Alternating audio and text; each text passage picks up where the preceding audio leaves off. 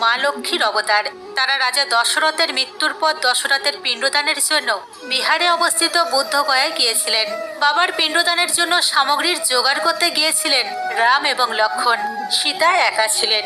এদিকে সামগ্রীর জোগাড় করতে গিয়ে বেলা গড়িয়ে যায়, ফলে রাজার পিণ্ডদানের সময়ও পেরিয়ে যাচ্ছিল। সেই সময় সীতাকে দর্শন দেন রাজা দশরথ। তিনি পুত্রবধূকে বলেন তার খুব খিদে পেয়েছে, সীতা তাকে কিছু খেতে দিন। এই কথা শুনে সীতা দশরথকে বলেন যে তার দুই পুত্র পিণ্ডদানের সামগ্রী জোগাড়ের জন্যই বাইরে গিয়েছে। পুত্রদের হাতের জল পেতে হলে রাজা দশরথকে আরো একটু অপেক্ষা করতে হবে।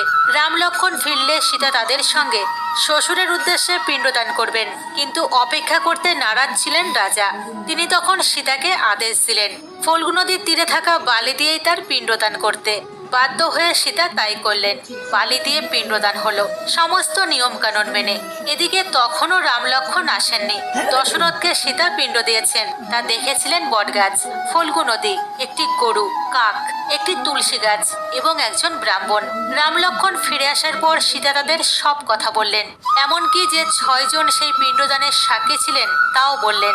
সাক্ষীদের জিজ্ঞাসা করা হলে ফল্গু নদী, গরু, তুলসী গাছ, কাক ও ব্রাহ্মণ জানালো সীতা মোটেই পিণ্ডদান করেননি, শুধু বটগাছ জানালো যে সে দেখেছে মা সীতার নিয়ম মেনে রাজা দশরথকে পিণ্ডদান করেছেন।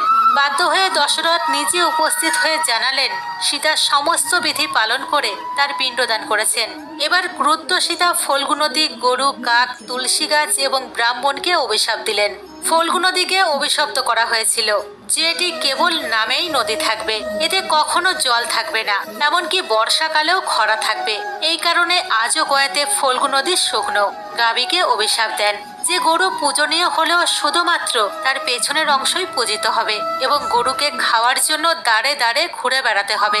আজও হিন্দু ধর্মে শুধুমাত্র গরুর পেছনের অংশের পূজা করা হয়। মাতা সীতা ব্রাহ্মণকে অভিশাপ দিয়েছিলেন।